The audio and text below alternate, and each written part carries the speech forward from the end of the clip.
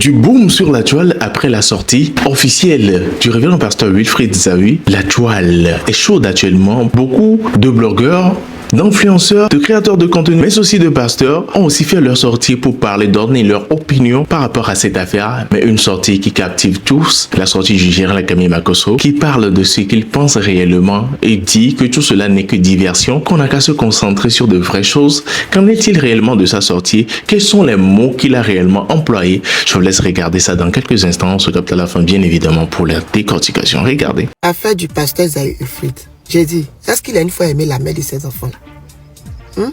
Parce que comment un homme de Dieu peut avoir, c'est-à-dire l'idée d'enregistrer la mère de ses enfants? C'est-à-dire tu l'appelles ou tu l'enregistres. Tu l'envoies devant les tribunaux ou tu l'enregistres.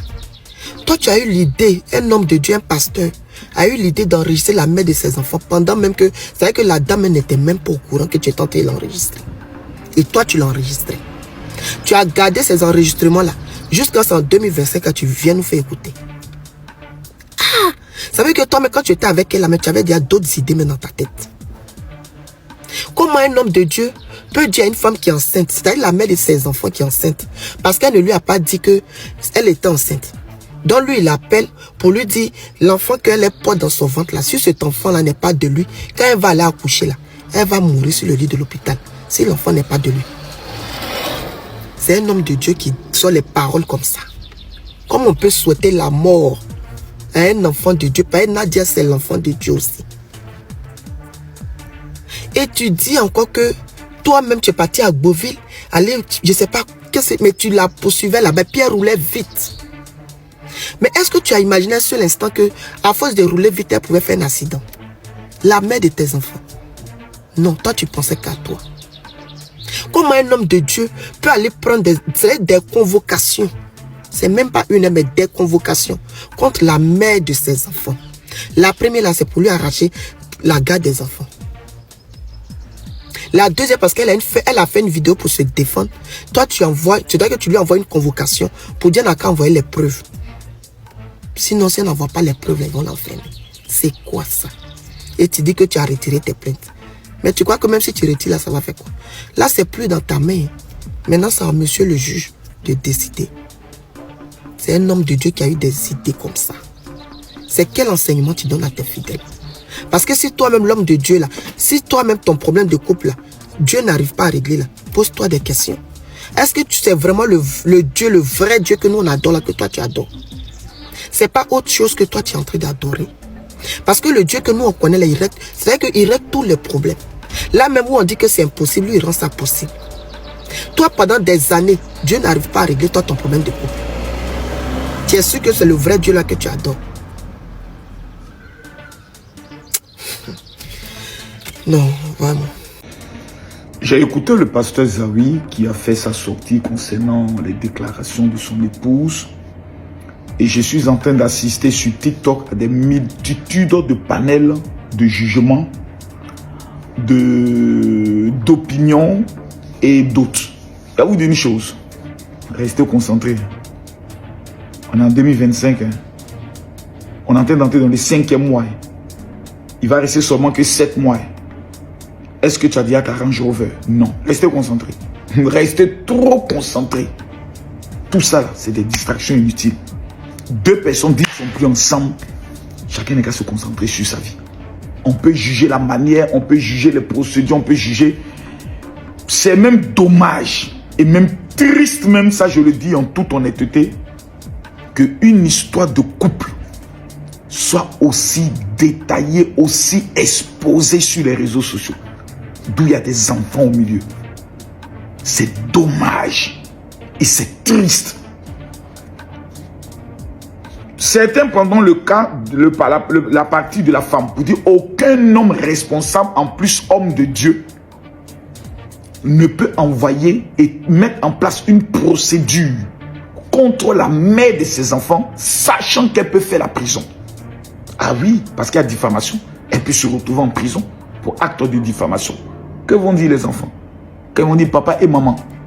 Il y a des choses, même souvent tu as raison, puis tes enfants, dans ta raison, tu poses des actes, puis les enfants ne te pardonnent jamais. Malgré que tu aies raison.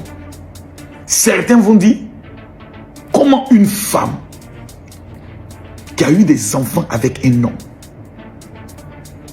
peut aller se marier sachant qu'elle est déjà mariée. Elle n'a pas divorcé. Ah! Le premier coup d'Ésaü aussi devait être dangereux, hein, pour que la femme même oublie même qu'elle est mariée pour aller se remarier. Les gars, je vous demande pardon. Restons concentrés. Tout ça là, c'est distraction. Parce que ça ne va pas te faire avancer, ça va te faire reculer, ça va perdre ton temps, ça va t'amener à parler et tu vas dépenser de l'énergie. Parce que du simple fait que tu prends un téléphone et puis tu écoutes une affaire, c'est les minutes de ta vie. Hein. 2, c'est ton émotion, c'est ton énergie. Et à la fin, tu ne gagnes rien. Moi, j'ai compris une chose dans ces genres d'affaires-là. Je reste focus, concentré, déterminé sur ma vie. Tous ceux qui m'envoient des messages pour dire « Ah, général, est-ce que je n'en ai rien. Personnellement, je n'en ai rien à foutre. » J'atteins un niveau dans ma vie où tout ce que je fais réussit. Tout ce que je touche réussit. La vie de quelqu'un ne m'intéresse en rien. Tu peux donner ton opinion dans l'esprit de conciliation, mais ça ne t'intéresse même en rien. Je prie Dieu que cette femme trouve un autre homme pour se marier. Je prie Dieu que le pasteur Esaü soit heureux dans son ministère. Point. Souhaite le bonheur. Passe à autre chose là. Ça, c'est la distraction inutile. Bonjour, bonsoir. Cela dépendra de l'heure à laquelle vous allez prendre cette vidéo là. Je pense que vous avez tous vu ou entendu le direct qu'a fait le révérend ou pasteur Esaü concernant son histoire son histoire conjugale qui est aujourd'hui sur la toile et qui fait polémique sur la toile. Et je pense que c'est lui-même qui a voulu que chacun d'entre nous s'y prononce parce que il fait tout le déroulé de cette histoire-là. Il y a beaucoup de zones d'ombre dans cette histoire. Bonsoir, en fait, Monsieur Esaü ou Révérend Esaü, je pense que la couverture a été tirée tout à toi. Tout à toi. Bon, bien vrai que dans cette déclaration ou dans ce confessionnal-là, tu nous fais le déroulé total de votre parcours de vie. Mais tout de même, de ce que moi j'ai entendu, en fait, je voulais pas me prononcer sur cette histoire-là tant que je n'entendais pas ça venir d'oreille avisée, ou pardon, pour ne pas dire de bouche avisée. La dame a donné, votre S a donné sa première version, et là maintenant, c'est vous qui venez dérouler tout le truc. Et puis on a tous écouté. Ah, ça a été long à écouter. Ça a été vraiment séquencé et je pense que c'est quelque chose qui a été savamment préparé. Mais comme ce sont des sujets à interprétation, tu nous emmènes à une interprétation, essayons d'interpréter. Et je pense que vous êtes mariés et toute votre histoire elle a duré 20 ans. De ce que j'ai entendu. 20 ans. 20 années de vie conjugale dans ces conditions-là. Dites-nous comment vous avez réussi. Parce que je pense que peut-être votre statut de homme de Dieu vous a permis d'avoir la force nécessaire de vivre dans ce déni-là. Parce que juste après une année de votre mariage, il y avait déjà des problèmes. Parce que de 2014 ou de 2015 à 2016, vous nous parlez déjà de grosses. C'est quoi la grosse de mariage ou de divorce ou je sais pas quoi. Venez m'expliquer, moi je comprends pas trop. Je sais pas, ce mariage s'est-il fait à Abidjan ou s'est-il fait au Sénégal? Parce que j'ai entendu que oui, ses parents sont venus du Sénégal. Je sais pas si sa femme elle est sénégalaise ou elle est ivoirienne. Eh bien, si sa femme, supposons que sa femme soit ivoirienne, comment se fait-il que oui, quelqu'un qui n'est pas divorcé puisse aller contracter un autre mariage dans ce pays de Alassane Dramane Ouattara? Moi je me suis marié en 2015. Sur mon acte de mariage, et les premiers documents qu'ils ont eu à déposer, c'était d'abord nos différents extraits de naissance en mairie de Yopougon. Et il y a eu une étude préliminaire des services de la mairie, à savoir si est-ce que je n'étais pas déjà marié, est-ce que madame n'était pas déjà mariée afin de venir contracter un mariage. Je sais pas, qu'est-ce qui s'est passé, qu'est-ce qui n'a pas marché? Comment se fait-il que oui, on se retrouve à une année après le mariage, à chercher une grosse, à chercher une grosse, à chercher une grosse. Je comprends pas, ça, je comprends pas. Donc, venez m'éclaircir un petit peu. Si vous savez l'origine de cette dame, peut-être que oui, son acte de naissance devait être ramené du Sénégal. Comme lui n'étant pas du Sénégal, il ne pouvait pas avoir les informations nécessaires sur cela. Même tant bien même disant que oui, la dame était sénégalaise. Je suppose, je sais pas, je parle au conditionnel parce que ça, je n'ai pas la véracité de cela. Mais comme il nous amène, ça, il y a une zone, c'est flou. Comme il nous amène dans ça.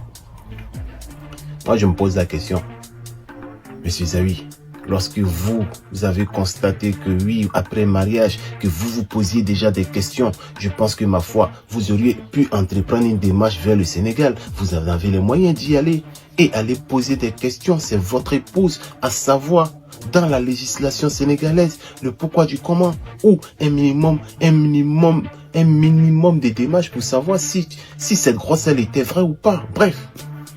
Mais revenons au sujet là. Après une année de votre mariage, vous étiez déjà en désaccord. Et je suppose que ce désaccord-là, vous avez même demandé à ce que vous annuliez le mariage pour pouvoir vivre, je ne sais pas, peut-être certainement, ou reprendre tout ça. Mais ce qui présageait déjà d'un problème, comment vous avez réussi à vous maintenir dans ce mariage pendant 20 années consécutives? 20 ans de vos vies, vos différentes vies à tous les deux. Vous avez conçu même des enfants. Jusqu'à aujourd'hui devenir à la limite, vous détestez à un tel point que oui, vous en arrivez à vous exposer à ce point. Et pourtant, vous êtes un homme de Dieu. Vous prêchez l'évangile. Vous emmenez des autres à être stables dans leur couple. Comment vous avez réussi, dites-nous? On veut savoir. C'est là maintenant. Moi, je ne vais pas rentrer dans votre vie pastorale parce que je considère que vous êtes un brillant pasteur parce que vous avez un évangile qui est captivant. Je dis bien qui est captivant.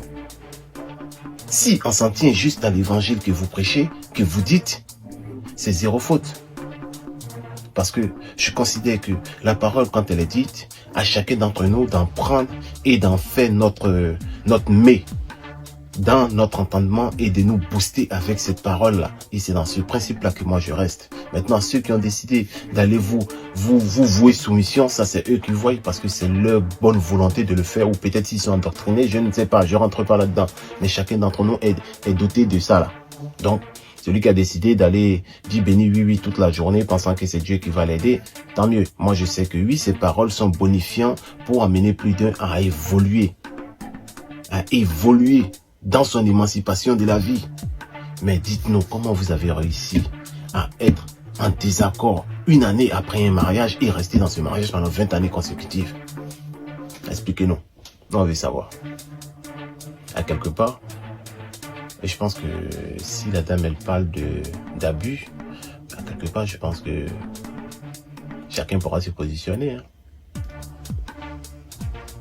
Chacun pourra se positionner. C'est un boulevard que vous ouvrez à nous là.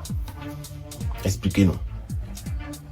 Votre mariage là, l'affaire de grosse dont vous parlez là.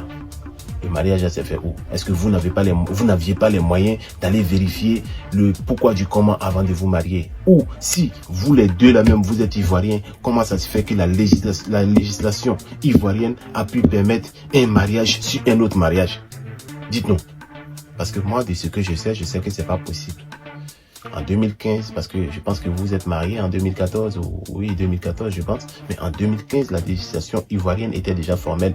Ne peut contracter une personne qui est mariée un autre mariage. Il faut forcément que il y ait une décision de divorce prononcée par un juge avant de pouvoir recontracter un mariage.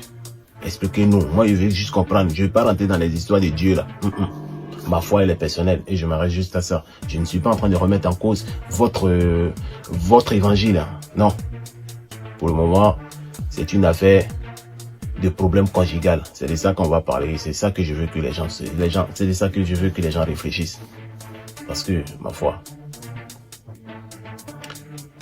Non. Très chers internautes, vous le savez, c'est juste sur cette page que vous serez parfois des actualités ivoiriennes mais aussi mondiales. Qu'en pensez-vous de cette affaire? N'hésitez pas à écrire vos avis, votre opinion dans les commentaires, mais surtout à vous abonner très massivement à cette chaîne tout en activant la cloche de notification pour être prévenu bien évidemment quand je ferai sortir une nouvelle vidéo. C'était Mr. J.